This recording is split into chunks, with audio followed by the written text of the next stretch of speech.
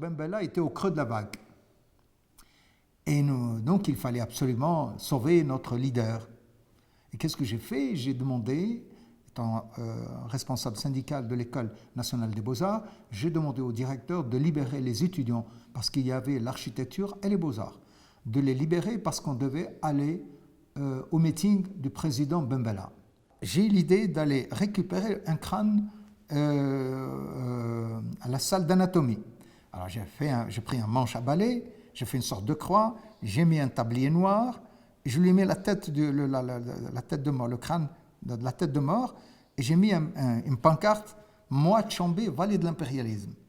Et donc j'ai emmené les étudiants des Beaux-Arts et on descendait du haut de l'école des Beaux-Arts, on a descendu la rue de Douchmourad, la rue Ben Mehdi, et donc j'ai ramassé donc, le milieu, parce qu'à l'époque toute l'université était au centre. Donc, en arrivant, il y avait des étudiants et tout le monde est venu. Et en arrivant à la place des martyrs, Ben Bella était en train de parler peut-être devant une centaine de personnes à peine. C'est-à-dire, il n'y avait rien du tout. Et moi, j'arrive avec 2000 ou 3000 personnes. Je crois peut-être, est-ce que c'était juste avant ou juste après? Il y avait le Panté Corvo qui marchait, circulait dans les rues d'Alger à la recherche de figurants, d'artistes, pour le film La bataille d'Alger. Et j'étais à peu près au niveau des bars des facultés. Et je vois un groupe de 7-8 personnes. C'était Pontecorvo avec ses assistants et tout, dont un, après, est devenu un ami, c'est Moussa Haddad, qui est vraiment un cinéaste de qualité totale. Et donc, Pontecorvo, il vient vers moi, il me dit « ça ne vous intéresse pas, voilà, j'ai un rôle d'un jeune qui se fait torturer par les paras et tout, voilà, vous avez tout ça. » Je lui ai dit « d'accord, oui, pourquoi pas, pour moi, au contraire, c'est magnifique. » J'ai donné mon accord et tout. Et voilà, justement, l'originalité de cette affaire, c'est que au moment où j'étais sélectionné pour tourner une fiction de la torture, peut-être 3 ou 4 jours après, le 19 juin, quand il y a eu le 19 juin, j'ai été enlevé, séquestré et torturé. C'est-à-dire, ce n'est pas le film, mais c'était la réalité.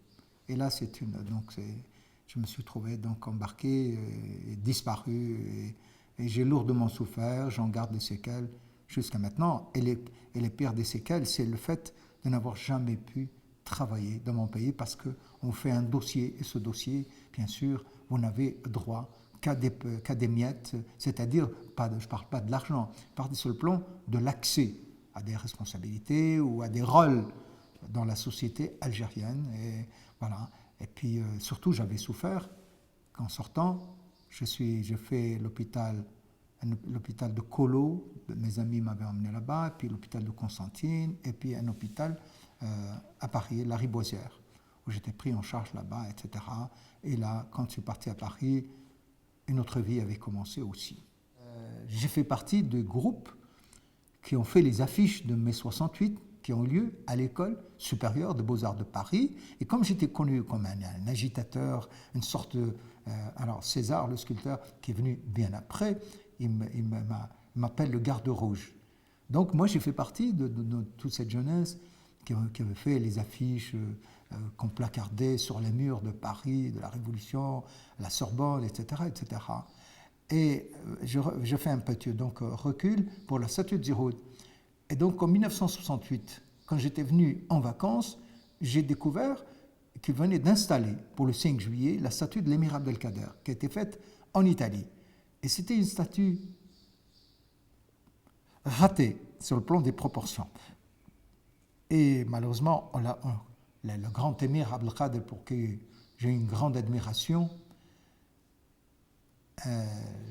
celui qui, l'État moderne et la résistance pas uniquement par l'épée, mais par l'esprit, par l'intelligence, par le raffinement et par l'islam des Lumières. Et donc, j'ai dit, mais comment on ne m'a pas fait appel? Et qu'est-ce que je décide? C'était les vacances, je viens ici à Constantine et j'ai essayé de sensibiliser les autorités locales pour faire la statue. Et c'est une donc, longue histoire. Je devais faire la statue de Ben Badis, et puis quelqu'un me souffle à l'oreille, il m'a dit non, on va faire la statue de Zéro Youssef, l'homme du 20 août 55. Et là, bien entendu, j'ai fait cette statue. Enfin, on ne m'a pas fait confiance. À ce moment-là, le FLN, ils sont sous l'échec de l'émir Abdelkader. En me voyant tout jeune, tout ça, ils ont dit les Italiens ont raté, alors lui, donc non. Et je suis allé avec ce monsieur, ce jeune qui m'a soufflé à l'oreille, nous sommes allés voir la commune de Zérodus. Et je lui dis, voilà, je suis sculpteur, je suis à les Beaux-Arts de Paris, j'aimerais. Et ils m'ont fait confiance, c'était un Moudjahid et un des adjoints de Zérodus. Il m'a dit, il n'y a pas de problème, quand est-ce que vous voulez commencer? Et c'était à la fin de la journée. Je lui ai dit, moi, si vous voulez à partir de demain, il m'a dit, pas demain. Alors il prend son financier, il lui dit, vous prenez le bon de commande, et vous allez lui acheter tout ce qu'il veut. Et le lendemain, ils sont venus, 7h du matin, chez moi à la maison. Et on est allé, on a acheté tout ce qu'il fallait. On est allé à l'usine, l'usine de Roufac, pour ramener, parce qu'il y avait une usine une briqueterie. Et j'avais un copain, Kemal Ariwa, je suis allé le voir, je lui ai dit, écoute, j'ai besoin, il m'a dit, pas de problème. Et il m'a donné donc un camion et j'ai ramené la terre chez moi à la maison. J'avais une maison qui, effectivement, il y avait un grand jardin, il y avait un garage, et j'ai tout installé, j'ai commencé à travailler. Alors il fallait aussi avoir, parce que Zérodus avait une seule photo, de face, avec le chapeau de brousse. Et il fallait quand même faire une sorte de portrait robot. Alors que j'ai fait, je vais aller voir la femme de Zérodus, la sœur de Zérodus et les compagnons de Zérodus. Et là, à ma grande surprise, je découvre la femme de Zérodus. Paix à son âme, je crois que ça fait maintenant 1 an et demi, même je crois 1 année depuis qu'elle est décédée. Je suis allé voir, je l'ai trouvée dans une misère noire. La femme du grand Zérodus, dans une misère noire. Et la sœur de Zérodus, veuve de Shahid, misère noire. Donc, c'est elle qui m'indiquait le profil, tout ça, les yeux, tout ça, enfin bref. Et ensuite, aussi, j'ai demandé à ses adjoints de Zéroud, mais qui n'étaient pas en bonne relation avec Boumediene à l'époque. Alors, je parle de Bentobel.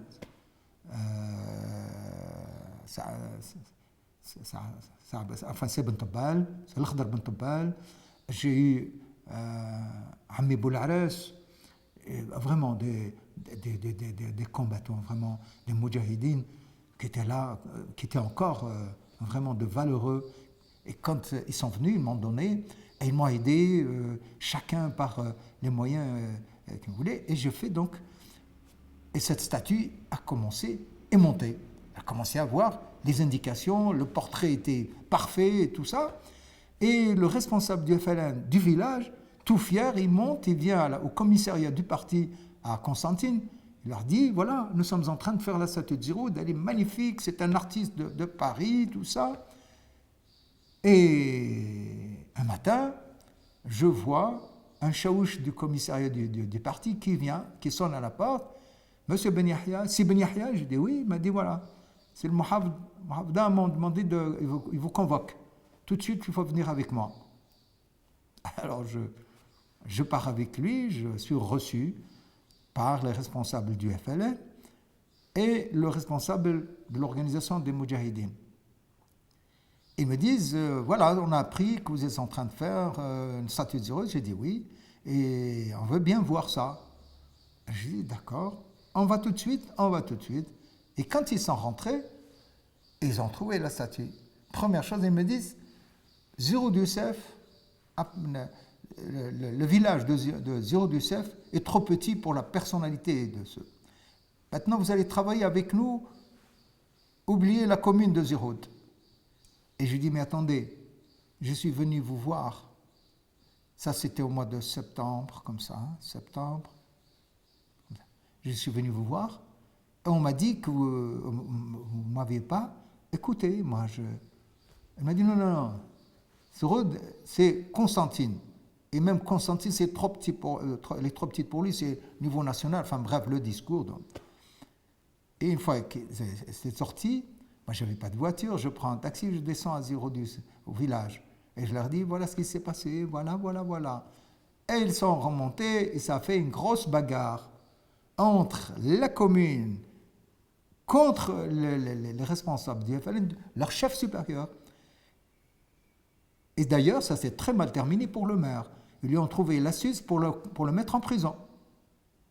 Et moi, j'étais contraint et forcé de faire ce travail avec le commissariat du FLN à Constantine. Et voilà, donc c'est passé trop long.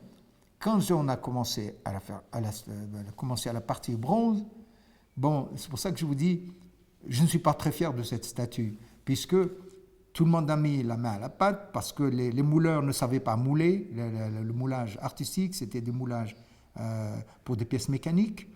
Et un jour, quelqu'un me dit, il y a les ailes du coq gaulois qui sont à la fourrière municipale. Et moi, je me rappelle effectivement, en 1962, quand il y a eu affrontement de l'armée des frontières, appuyés par la Wilaya 1, ils sont rentrés contre la Wilaya 2. Enfin, c'était vraiment la course au pouvoir et au fauteuil. Et ils sont mis à s'entretuer dans la ville de Constantine. Et ils ont gagné, bien sûr, l'armée des frontières était bien équipée, bien organisée, donc ils ont occupé Constantine. Il y avait un monde fou, etc. Et il y avait le coq gaulois. Et ils ont commencé à lui tirer dessus. Et sauf que le coq gaulois, il était troué, mais il n'abdiquait pas, il ne tombait pas.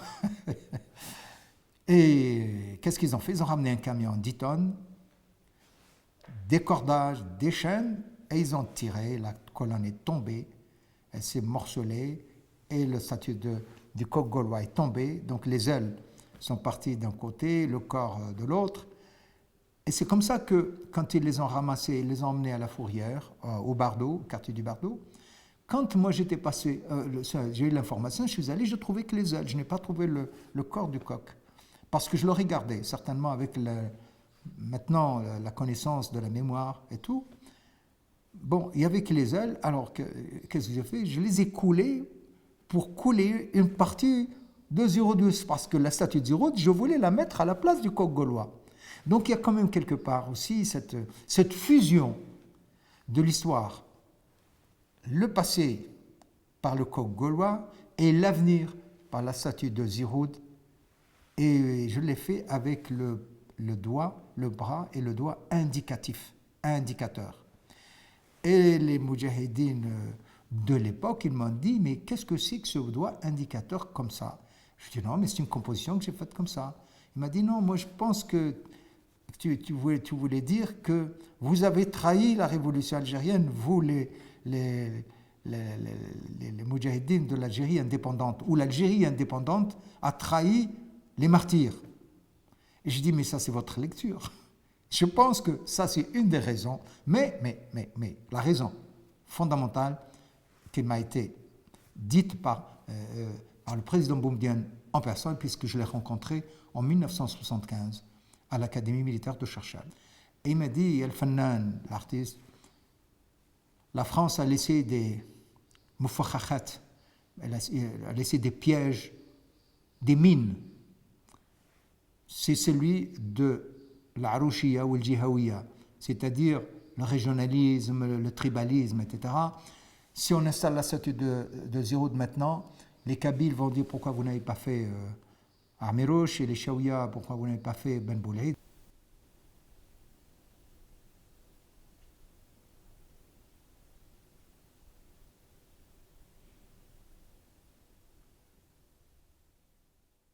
La statue a été mise sur un porte-char, un camion, avec des fleurs et tout.